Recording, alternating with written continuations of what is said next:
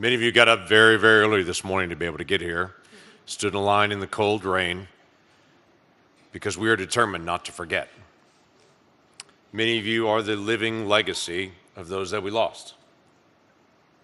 So you gather every year to remember. Some of you bear the scars because you are a survivor, and you cannot forget from day to day. And there are many first responders that are here that when they return to this day, they remember again the days and days that they spent serving.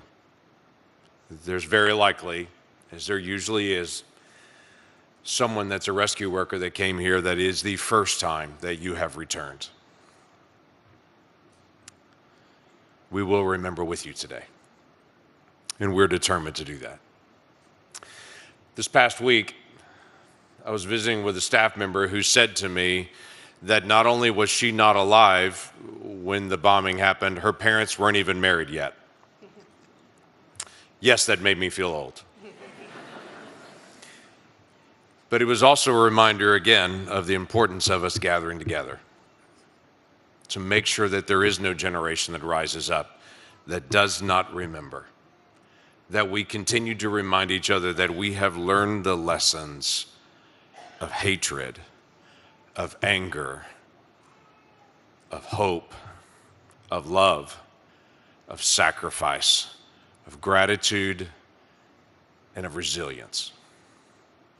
And we need to pass those lessons on to the next generation and make sure that they learn the lessons of history. The nation was shocked 30 years ago today when we saw the devastation and the loss.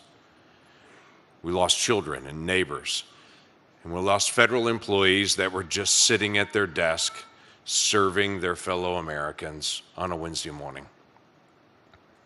We asked why. We wondered who we had become, and we found practical ways to serve people as the flags went to half-mast. Law enforcement and first responders and volunteers by the thousands came out that day. We lose track of this, but the FBI conducted more than 28,000 interviews, followed 43,000 investigative leads, and amassed 3.5 tons of evidence to be able to prosecute that case. They reviewed nearly 1 billion pieces of information. We're still grateful to all those who have served in so many ways.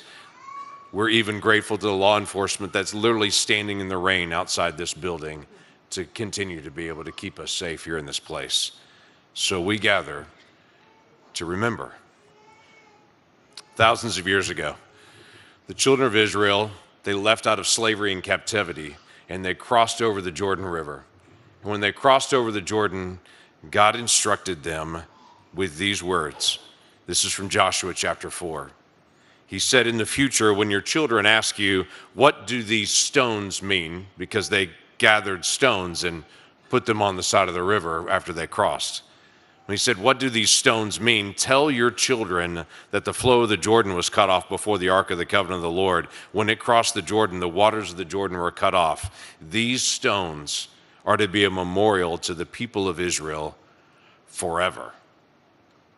Weeks ago, as Susan mentioned, or just last week, I guess now, when we planted the sapling of the survivor tree on the Capitol lawn, it was very intentional.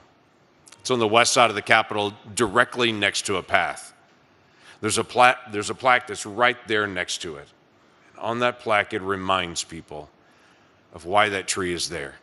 It's surrounded by 200-year-old trees there on the Capitol lawn. And in the centuries to come, that plaque will remain, and that sapling will grow onto a beautiful tree that'll look like our survivor tree. And people for generations in the future will walk the west side of the Capitol and will reflect on what happened here, no matter what year they stop to look at it. And they will tell the story of out-of-control hatred and irrational acts against a government and against a people and against children. And it will remind us of what we're capable of, but it will also remind people of the people of Oklahoma and what we are capable of. As we love, as we forgive, as we set a tone for the rest of the nation to say this is how we deal with issues where we disagree and resolve.